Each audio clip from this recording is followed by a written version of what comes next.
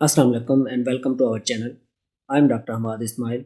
Are programming की series के अंदर आज हम बात करेंगे कि आर के अंदर आप बायोस्टैटिक्स से कैसे अप्लाई कर सकते हैं, जिसके अंदर हम देखेंगे कि डिस्क्रिप्टिव एनालिसिस कैसे करेंगे, जिसमें standard deviation, mean, mod, median वगैरह शामिल है। टी टेस्ट कैसे अप्लाई करते हैं, अनोवा कैसे अप्लाई करते हैं, काई स्क्वायर टेस्ट कैसे अप्लाई करते हैं और लीनियर रिग्रेशन कैसे अप्लाई करते हैं। बेसिकली डिस्क्रिप्टिव स्टैटिस्टिक्स के अंदर जो हम कमांड यूज़ करेंगे वो समरी और एस डी, इसका मतलब स्टैंडर्ड डेविएशन है।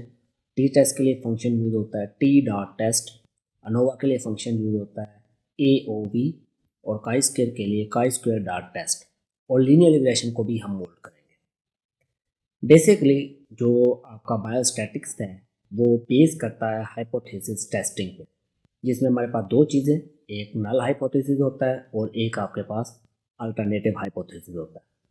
नल हाइपोथेसिस का मतलब है कि भी किसी भी कंडीशन में कोई इफेक्ट नहीं है, मीन दो पैरामीटर्स हैं उनके दरमियान कोई डिफरेंस नहीं है। जैसे मेल का इंटेलेक्चुअल लेवल, फीमेल का इंटेलेक्चुअल लेवल, दो पर्सन का इंटेलेक्चुअल लेवल सब सेम है। ये हमारा क्या है, नल हाइपोथेसिस है। अल्टरनेटिव हाइपोथेसिस क्या है कि दो पर्सन के दरमियान जो इंटेलेक्चुअल लेवल है वो डिफरेंट है, चाहे वो मेल हो चाहे वो फीमेल हो। ये आपका क्या होगा, अल्टरनेटिव हाइपोथेसिस होगा। अब ये जो अल्टरनेटिव हाइपोथेसिस है ये डिपेंड करता है किसके ऊपर, पी वैल्यू के ऊपर। पी वैल्यू आपकी प्रोबेबिलिटी वैल्यू है, जिसको हम कॉमनली सेट करते हैं 0.005, जिसका ये मतलब है 5% या 95% कॉन्फिडेंस इसका उलट है। अब इसकी जो की है, अगर आपकी पी वैल्यू 0.05 से आप कह लें कि भी कम आ जाती है या इसके बराबर आ जाती है, तो आपका नल हाइपोथेसिस रिजेक्ट हो जाता है और अल्टरनेटिव हाइपोथेसिस एक्सेप्ट हो जाता है। इसी तरह अगर आपकी पी वैल्यू 0.05 से ऊपर चली जाएगी तो आपका अल्टरनेटिव हाइपोथेसिस जो है ना वो रिजेक्ट हो जाएगा और नल हाइपोथेसिस एक्सेप्ट हो जाएगा। तो इस बेस पे हम किसी भी मॉडल को स्टैटिस्टिकली सिग्निफिकेंस या नॉन सिग्निफिकेंस कहते हैं। तो आइए देखते हैं कि आर के अंदर हम इन तमाम टेस्ट को कैसे परफॉर्म करेंगे।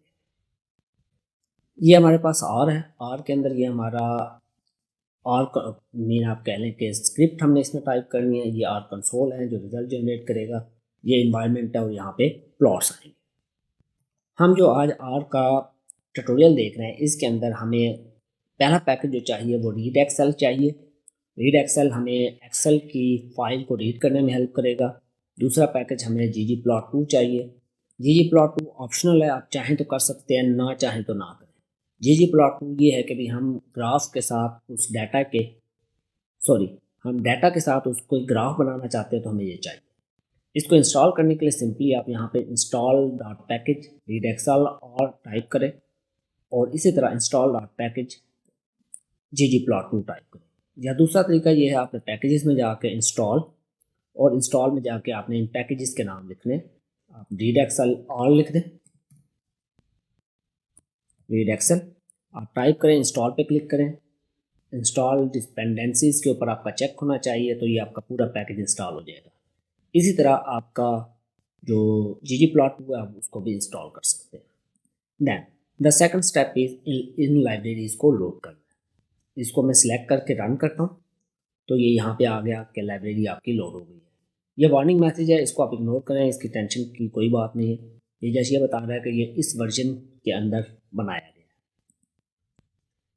और ये library G G plot two आप इसको रन करें तो ये लाइब्रेरी भी हमारी क्या हो चुकी है, लोड हो चुकी है। Now the next step is कि आपने वर्किंग डायरेक्टरी कौन सी बनानी है। मैं आपको दिखा देता हूँ। ये मेरा डेस्कटॉप पे एक फोल्डर है स्टैट्स का, इसके अंदर मैंने एक स्टैट की फाइल बनाई है और एक फाइल बनाई है मैंने डाटा की। इस डाटा फाइल को मैं आपको दिखा देता हूँ कि इसके अंदर मैंने डिफरेंट, ये यहाँ पे मेरी एक शीट है डिस्क्रिप्टिव एनालिसिस की, जिसमें एज, वेट और हाइट है। फिर टी टेस्ट की फाइल है, वन वे अनोवा की फाइल है, टू वे अनोवा की फाइल है, काई स्क्वायर की फाइल है, और मेरे पास लीनियर रिग्रेशन की फाइल है। ये फाइल मैंने इस फोल्डर में रख दिया और इसका नाम क्या है, डाटा, और इसकी एक्सटेंशन क्या है, ये एक्सेल है। एक्सटेंशन चेक करने के लिए आप इस पर राइट क्लिक करें और प्रॉपर्टीज़ में जाएं, तो यहाँ पे देखें डॉट एक्सएलएक्स आ रही है।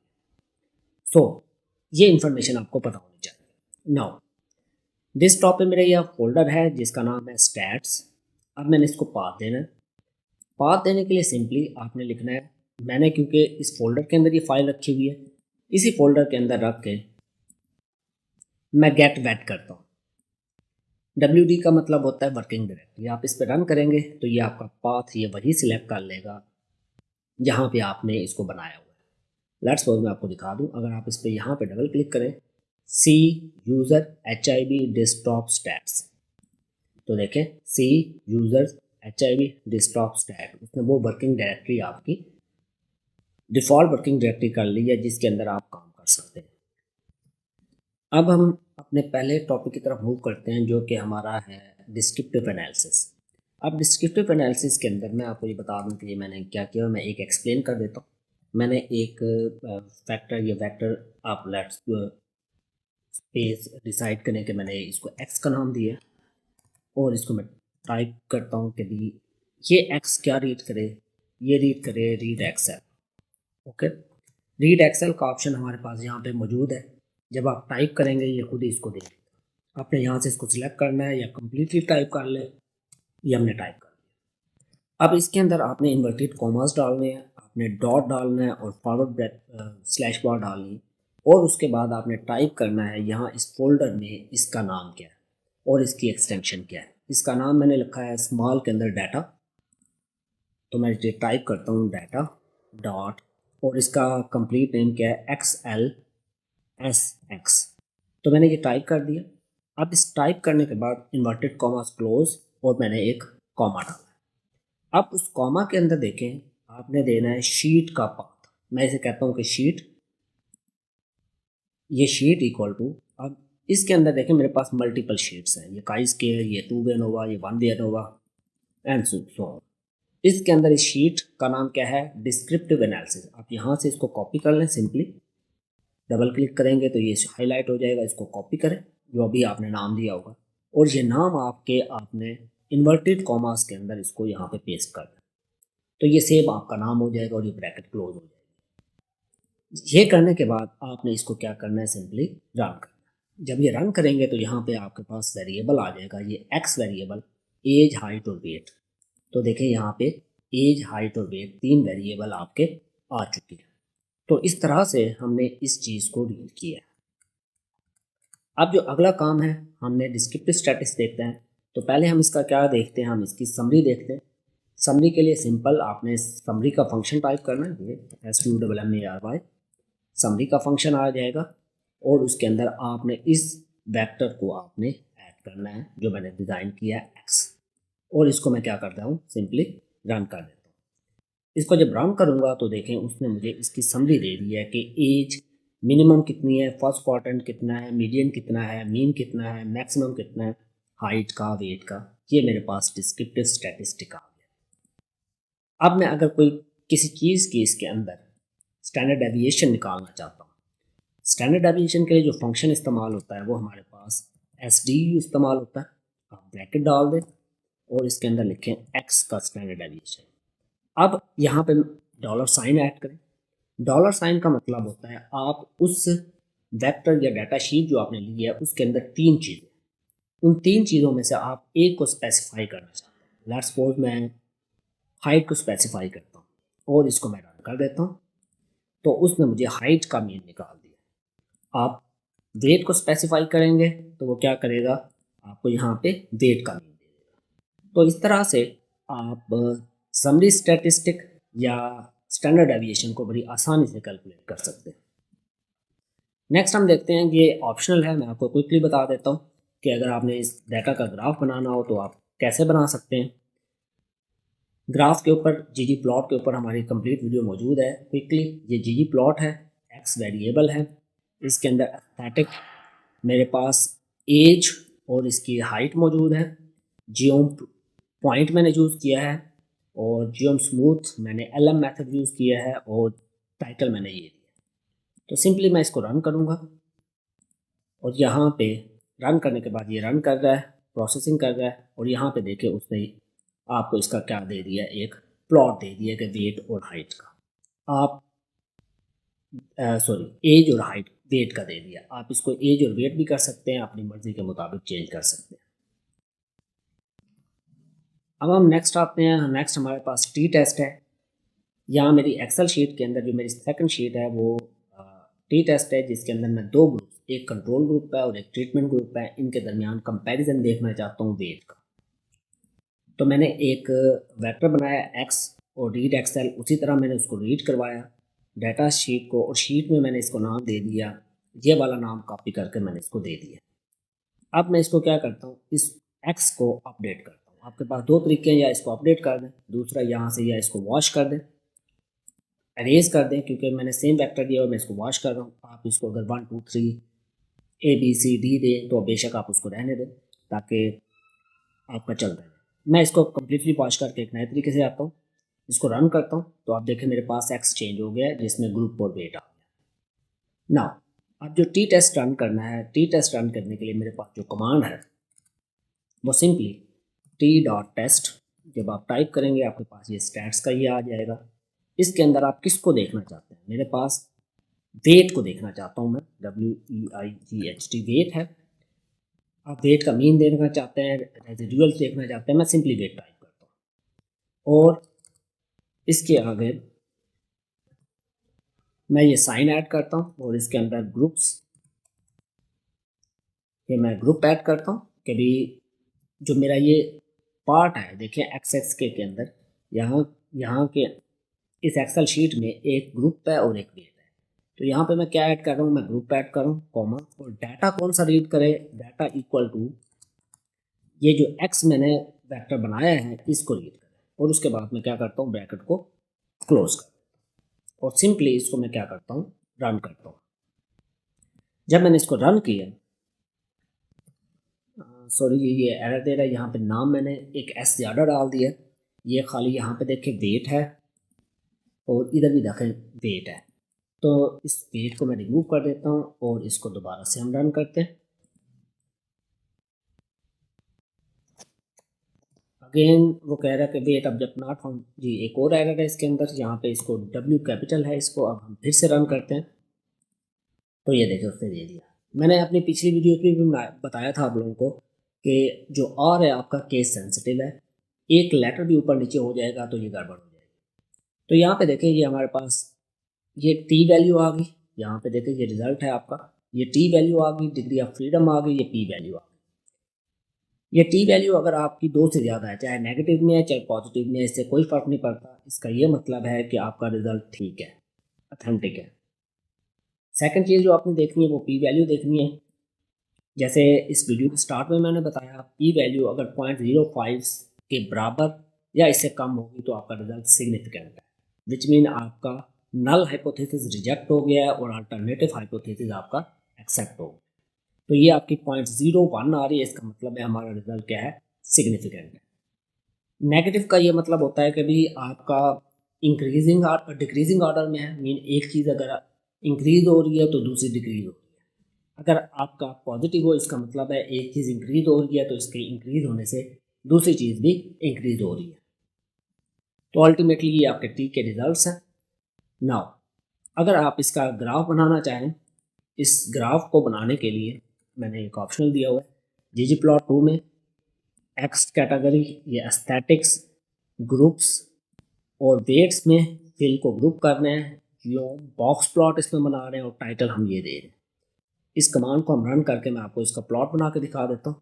तो ये देखें, ये इसका बॉक्स प्लॉट बन गया। अगेन ggplot2 की डिटेल वीडियो हमारे इस चैनल पे मौजूद है, अगर आप वहाँ से देखना चाहें तो आप इसकी डिटेल आपको वहाँ से मिल सकती है। अब नेक्स्ट हमारा जो टॉपिक है that is one way ANOVA. One way ANOVA के अंदर अगेन हमने जो डाटा लेना है वो उसको वेक्टर में दे रहा हूँ, वेक्टर में दे रहा हूँ एक्स का, ये मैं क्लियर कर देता हूँ यहाँ से। और रीड एक्सेल उसी तरह डाटा शीट, और जो डाटा शीट मैं यूज़ कर रहा हूँ मैं वो यूज़ कर रहा हूँ वन वे अनोवा ये वाली, जिसके अंदर ट्रीटमेंट है A, B और C, हाइट है और स्कोर है। तो ये जो नाम यहाँ पे लिखा है इसको कॉपी करूँगा मैं, कॉपी करने के बाद यहाँ पे मैंने इसको पेस्ट कर दिया और इसको यहाँ इस फाइल को मैं रन कर देता हूँ। ये रन किया तो यहाँ से मेरे पास ये ऑब्जर्वेशन आ। अब जो रन करने की इसके कमांड है, मैं कहता हूँ कि अभी आपने अनोवा रन करना है। तो देखें ये अनोवा आ गया, सॉरी अनोवा।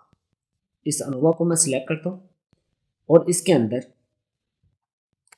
मैं इसको वेक्टर बनाता हूँ।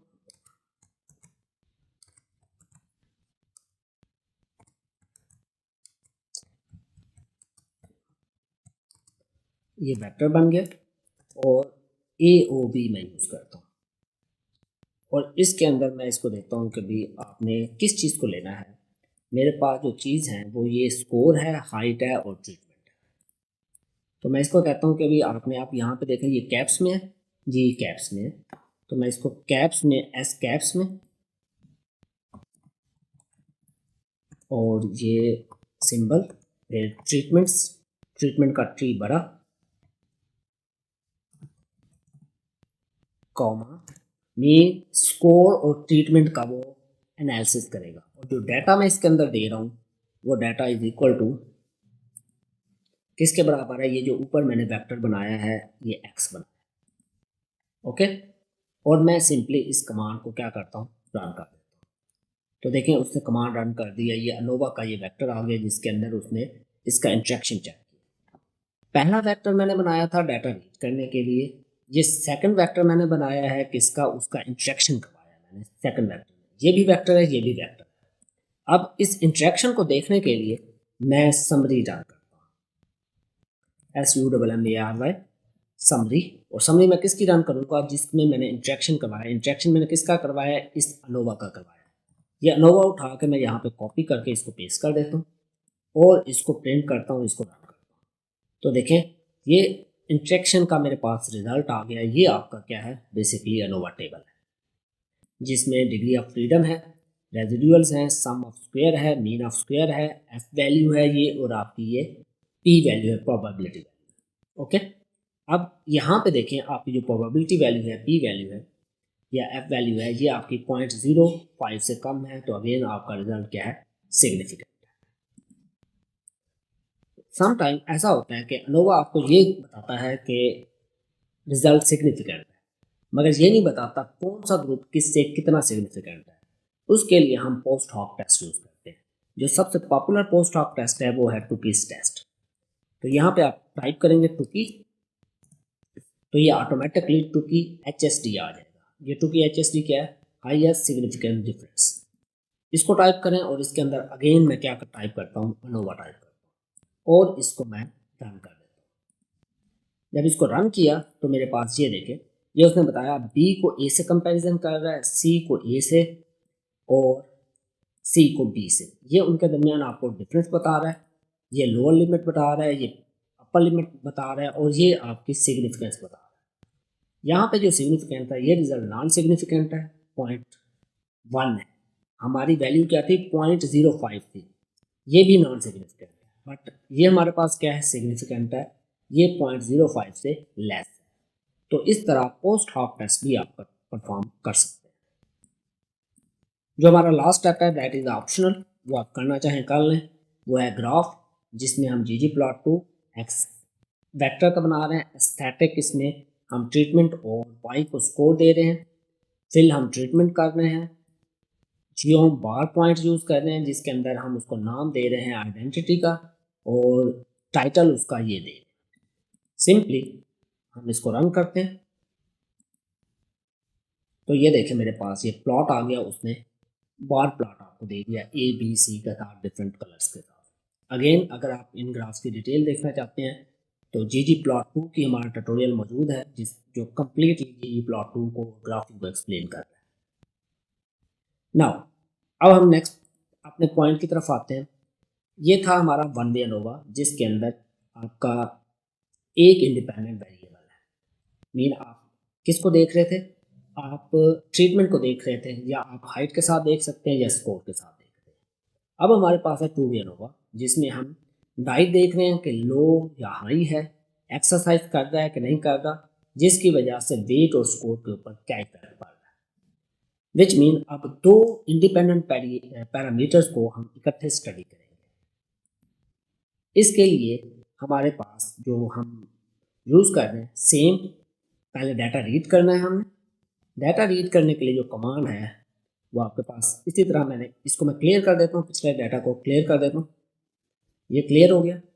अब x जो वेक्टर है वो मैं बना रहा हूँ रीड एक्सेल सेम डाटा, और पाथ इसको दे रहा हूँ टू वे एनोवा का। यहाँ से आपने सिंपली कॉपी करना है और इस इक्वेशन में आपने क्या कर देना, पेस्ट कर देना।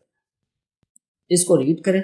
जब आप इसको रीड करेंगे तो ये यहाँ पे डाटा आ गया। तो यहाँ पे डाइट, एक्सरसाइज, वेट और स्कोर जो वैल्यू यहाँ पे थी उसने इन वैल्यूज को क्या कर लिया, रीड कर लिया। Now I am going to construct another vector ANOVA two way, में इसका नाम दे रहा हूँ। ओके, ये मैं एक वेक्टर बना रहा हूँ।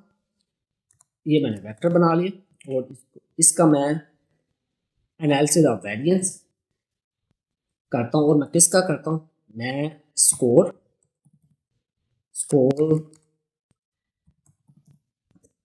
ये सिंबल डालता हूँ। देन डाइट, मैं कहता हूँ डाइट का देखे। और ये यहाँ पे जो स्टार आ रहा है आपके पास, ये मल्टीपल का साइन है, विच मीन इसका इंस्ट्रक्शन आ रहा है एक्सरसाइज के साथ, कॉमा, और डाटा कहाँ से रीड करना है, उसने डाटा रीड करना है एक्स वाला। नाउ अब देखें, ऊपर जो हमने किया था, हमने स्कोर और ट्रीटमेंट देखी थी। अब यहाँ पे हम स्कोर, डाइट और एक्सरसाइज देख रहे हैं। ऊपर सिर्फ ट्रीटमेंट थी, यहाँ पे अब दो चीज़ें हैं, डाइट भी है और एक्सरसाइज भी है। विच मीन हम डाइट एक्सरसाइज को किससे लिंक कर रहे हैं, इस कॉलम को डाइट और एक्सरसाइज से, इन डाइट और एक्सरसाइज को लिंक कर रहे हैं स्कोर के साथ। मीन दो आपके डाइट और एक्सरसाइज इंडिपेंडेंट वेरिएबल हैं जिसके ऊपर डिपेंड कर रहा है स्कोर। तो यहाँ पे हमने वो वेरिएबल बना दिया। अब इसको मैं रन करूँगा। जब मैं रन करूँगा तो ये मेरे पास एक और वेक्टर बन गया टू वे अनोवा का, जो इसका इंटरेक्शन दे रहा है। अब उसी तरह बाकी चीज़ें उसी तरह जो हमने वन वे अनोवा में की है, आपने समरी देखनी है टू वे अनोवा की। इसको रन करें तो आपके पास ये अनोवा टेबल आ गया है, ये वाला, जिसके अंदर डाइट और एक्सरसाइज का इंटरेक्शन और आपके पास रेजिडुअल है, और ये आपकी पी वैल्यूज है। और ये आपको ये बता रहा है कि भी आप 1 स्टार का क्या मतलब है, 2 स्टार का क्या मतलब है और 3 स्टार का क्या मतलब है। यहाँ पे 1 स्टार लगा हुआ है, 1 स्टार का मतलब है 0.05 से कम है, अगर 2 होता तो इसका मतलब 0.01 से कम होता, and so on. Now again two way ANOVA भी आपको अ, सिर्फ ये बताता है कि भी इनमें सिग्निफिकेंट डिफरेंस है या नहीं है। अगर आप इनमें इंडिपेंडेंट फैक्टर देखना चाहते हैं तो आपको पोस्ट हॉक टेस्ट रन करना पड़ेगा, जिसके लिए हम टोकीज टेस्ट, डनट टेस्ट और बहुत से टेस्ट हैं जो आप यूज़ कर सकते हैं। हम जो यहाँ पे यूज़ कर रहे हैं वो टोकीज टेस्ट यूज़ कर रहे हैं। आपने सिंपली टोकी टेस्ट को सिलेक्ट करना है और इसको रन कर देना है। तो यहाँ पे देखें, लो, नो हाई, लो का नो, हाई का नो, हाई का यस, हाई का नो। तो उसने सब पैरामीटर्स की इंडिपेंडेंट आपको पी वैल्यूज निकाल के आपको दे दी है, और यहाँ पे आपकी पी वैल्यूज है, जिससे ये पता चल सकता है कि कौन सा रिजल्ट किससे कितना सिग्निफिकेंट है। This is about the two way ANOVA. अगर आप इसका प्लॉट ड्रॉ करना चाहते हैं तो हम इंट्रैक्शन प्लॉट इसका ड्रॉ कर रहे हैं। आप यहाँ पे अगर लिखेंगे तो इंट्रैक्शन प्लॉट आ जाएगा, जिसमें एक्स डाटा में हम डाइट ले रहे हैं, एक्स डाटा में एक्सरसाइज ले रहे हैं और एक्स डाटा में स्कोर। जो तीन पैरामीटर हमने यहाँ पे चूज़ किए थे, स्कोर, डाइट और एक्सरसाइज, उन्हीं तीनों को हमने यहाँ डिफाइन कर दिया और इसको हम सिंपली रन कर देते हैं। तो मेरे पास देखेंगे यस और नो में आपका इंट्रैक्शन वो शो कर। मोस्टली डाटा इसके अंदर नॉन सिग्निफिकेंट है सिवाय एक वैल्यू को छोड़ के, तो इसलिए आपके पास डाटा इस तरह का। This is about the two test. Now we are moving toward the chi square test. अब काई स्क्वायर टेस्ट के अंदर हमारे पास अगेन हमने ये एक वेक्टर बनाया है, एक्स और रीड एक्सेल डाटा शीट, और इस एक्सेल शीट के अंदर जो हम डाटा स्टडी कर रहे हैं वो ये काई स्क्वायर है, जिसमें मेल और फीमेल एक फैक्टर है, और इसके अंदर हमने प्रेफरेंस ए और प्रेफरेंस बी दो वेक्टर रखे हुए हैं। मीन आप कह लें दो इंफॉर्मेशन हम इकट्ठे स्टडी करना चाह रहे हैं। तो जब आप काई स्क्वायर को प्रेजेंट करते हैं तो ये हमारे पास आर के अंदर CHI SQ डॉट टेस्ट है। इसके अंदर हम लिखते हैं एज डॉट मैट्रिक्स, मीन ये इसको एज ए मैट्रिक्स की फॉर्म में कंसीडर करें। और मैट्रिक्स का फॉर्म में किसको कंसीडर करना है, हमने डाटा एक्स को कंसीडर करना है। देन हमने लार्ज ब्रैकेट ऐड करनी है कॉमा डाल के 2 से लेकर 3 तक। ये 2 से 3 क्या है आपका, ये 2 से 3 है आपके ये कि ये 2 है और ये आपका 3 है। ये दूसरे या तीसरे नंबर पे जो आपकी वैल्यूज हैं ये उसको बता रहा है। इसको सिलेक्ट करके हमने सिंपली रन करना है। सॉरी जी, मैंने पहले एक्स को रन नहीं किया, मैं इसको क्लियर कर देता हूँ। इसको एक्स को रन करते हैं। ये इसने डाटा ले लिया कि यहाँ पे 4 ऑब्जर्वेशन है, 3 वेरिएबल्स हैं पहले। अब हम इसको रन करते हैं तो यहाँ पे देखें उसने हमें काई स्क्वायर का रिजल्ट दे दिया कि एक्स स्क्वायर वैल्यू इतनी है, डिग्री ऑफ फ्रीडम इतनी है और पी वैल्यू हमारी इतनी है। -06 का मतलब है 0.00006, ठीक है, एक्सपोनेंशियल है। ई का मतलब एक्सपोनेंशियल है।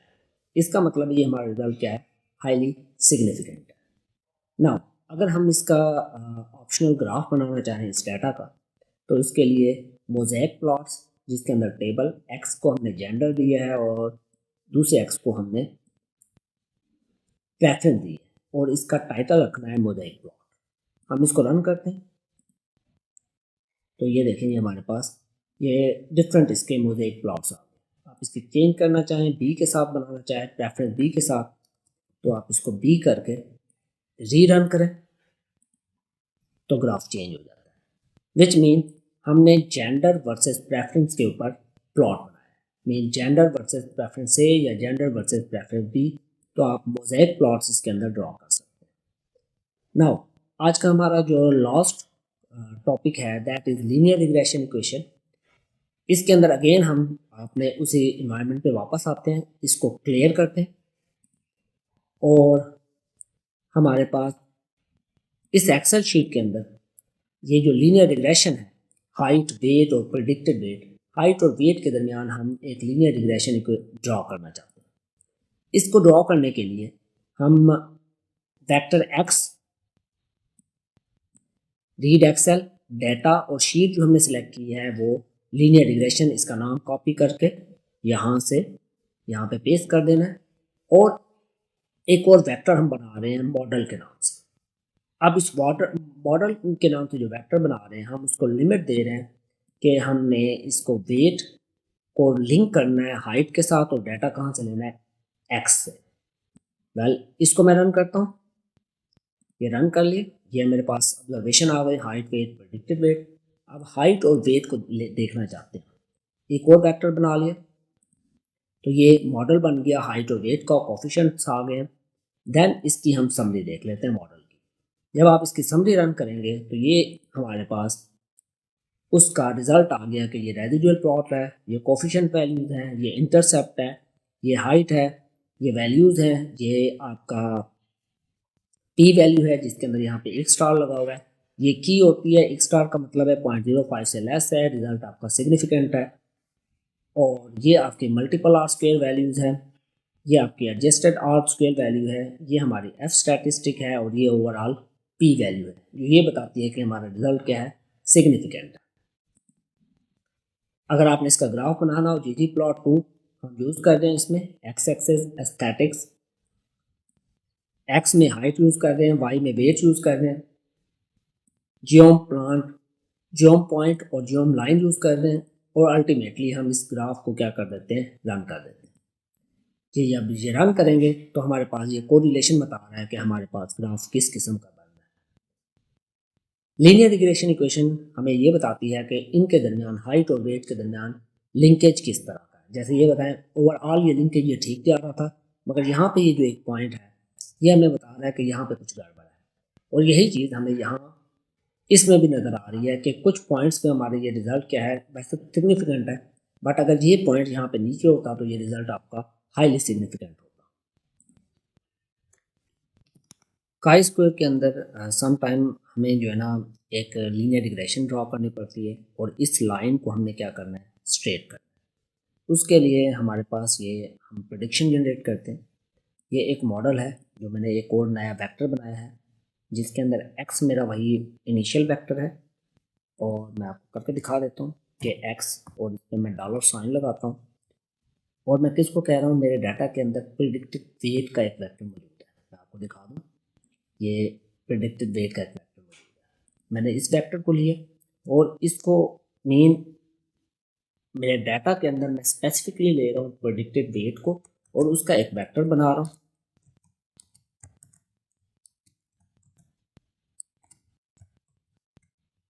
और इस वेक्टर को मैं नाम दे रहा हूँ, उसे कह रहा हूँ कि मैं फंक्शन यूज़ कर रहा हूँ प्रिडिक्ट का।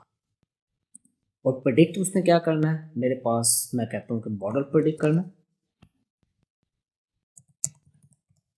कॉमा उसे मैं दे देता हूँ और इसे कहता हूँ कि न्यू डाटा जनरेट करेगा, ये कमांड देता हूँ। और न्यू जनरेट अभी वो किसके बराबर है, एक्स के बराबर है। मैं ये कमांड जनरेट करता हूँ और इसको मैं क्या करता हूँ, यहाँ पे रन कर देता हूँ। तो यहाँ पे मेरे पास वो प्रिडिक्टेड आ गया।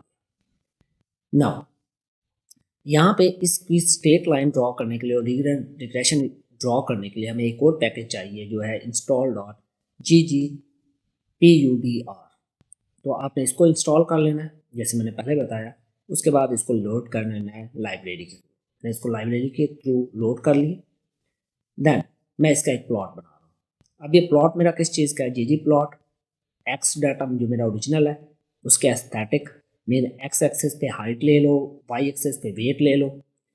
जियोम पॉइंट में यूज़ कर रहा हूँ, कलर ब्लैक यूज़ कर रहा हूँ, साइज 3 यूज़ कर रहा हूँ और शेप में 16 यूज़ कर रहा हूँ। यहाँ पे प्लस जो एक्चुअल पॉइंट्स हैं उनको जियोम लाइन दे रहा हूँ। उसके एस्थेटिक में मैं क्या दे रहा हूँ, प्रिडिक्टेड वेट दे रहा हूँ जो मेरे इस डाटा के अंदर यहाँ पे मौजूद है। देन उसको कलर में क्या दे रहा हूँ, ब्लू दे रहा हूँ और साइज उसका कितना रख रहा हूँ, ये रख रहा हूँ। यहाँ पे उसकी एक्स लैब का मतलब एक्स एक्सिस पे टाइटल क्या हो, हाइट सेंटीमीटर में मैंने ले ली। और वाई लैब का मतलब है वाई एक्सिस पे क्या टाइटल हो, उसकी वेट मैंने केजी में ले ली। इसके अंदर थीम मैं मिनिमल यूज़ कर रहा हूँ और थीम के अंदर जो टाइटल, प्लॉट का जो टाइटल है मेरे पास वो एलिमेंट टेक्स्ट है और मैं उसको ये साइज दे, हाइट इतनी हो और साइज इतना। और इसको मैं रन के बटन पे सारे को करके सिलेक्ट करता हूँ। तो मेरे पास आप देखें जो पहले ग्राफ आ रहा था वो कुछ और था, अब मेरे पास ये स्ट्रेट लाइन आ रही है। उसने इन डॉट्स को इग्नोर करके एक स्ट्रेट लाइन ड्रॉ कर दी है, विच मीन ये हमारा डाटा इस स्ट्रेट लाइन को फॉलो कर रहा है। नेक्स्ट स्टेप है कि मैं इसके अंदर लीनियर रिग्रेशन इक्वेशन और आर स्क्वायर की वैल्यू ऐड करना चाहता हूँ। वो कैसे ऐड करना है, वो इसी जो मैंने कमांड दी है इसी कमांड के अंदर मैंने दो कमांड और ऐड करनी है, मैंने यहाँ करके रखी हुई है। लेट्स सपोज ये बाकी सारा वही डाटा है, ये कमांड्स मैंने और ऐड की है इसके अंदर, ये वाले। इनको ज़रा देख लें, ये क्या है कि ये प्रिडिक्टेड लाइन मैंने ड्रॉ करनी है जिसके अंदर stat underscore regression line underscore equation, ये यहाँ पे भी इस्तेमाल हो रही है और यहाँ पे भी इस्तेमाल हो रही है, दो बार इस्तेमाल हो रही है। अब अगर आप खाली इसको टाइप करें, मैं आपको दिखा दूँ कि अगर आप टाइप करें स्टैट अंडरस्कोर, तो यहाँ पे आपके पास अगर आप टाइप करना शुरू करेंगे तो ये देखें रिग्रेशन, लीनियर रिग्रेशन इक्वेशन आ जाती है। आप यहाँ से इसको सिलेक्ट कर सकते हैं। वेल मैं जो एक्सप्लेन कर रहा था कि आपके पास ये जो चीज़ है मैंने ये ऐड की है, ये रिग्रेशन इक्वेशन के उसके एस्थेटिक है कि एक्स एक्सिस पे लेबल है double dot equation dot label, ये भी इसका फंक्शन है। आप इसको टाइप करना शुरू करेंगे तो आपके पास आ जाएगा। देन इसका लेबल आपके पास 150 और y पे 80 दे रहे हैं और ऐड इक्वेशन हमने स्ट्रेट लाइन के अंदर अगेन ये लेबल दिया है। तो आप इन चीज़ों को ऐड कर सकते हैं। तो जब आप इन चीज़ों को ऐड करेंगे, इस सारे को हमने अब सिलेक्ट करना, इस सारी कमांड को, और हमने सिंपली इसको रन करना। जब हम रन करेंगे तो देखें यहाँ पे ये लीनियर रिग्रेशन आ गई है और ये आपकी आर स्क्वायर वैल्यू आ गई। आर स्क्वायर वैल्यू आपकी 1 के जितने क्लोज होगी आपका रिजल्ट उतना अच्छा होगा। इसका ये मतलब है सारे पॉइंट्स आपके करीब है। अब ये 0.7 है, इसका मतलब ये डॉट आपका थोड़ा सा दूर है। बाकी ये आपकी लीनियर रिग्रेशन इक्वेशन आपकी स्लोप और इंटरसेप्ट को रिप्रेजेंट करती है। अब इस केस में ये जो आपके पास -90 आ रहा है ये आपके पास इंटरसेप्ट है और ये आपके पास +0.92 आपके पास स्लोप है। एक्स का मतलब है ये आपके पास कंसंट्रेशन है और वाई का एक्सेस वाई एक्सेस है और एक्स का मतलब एक्स एक्सेस है। विच मीन अगर आपके पास कोई अननोन वैल्यू हो तो आप इसकी मदद से आप उसको प्रिडिक्ट कर सकते हैं। So this is all about today. आपके अगर कोई क्वेश्चन है तो आप कमेंट कर सकते हैं। Please like and subscribe. Thank you so much for watching. Allah हाफिज़।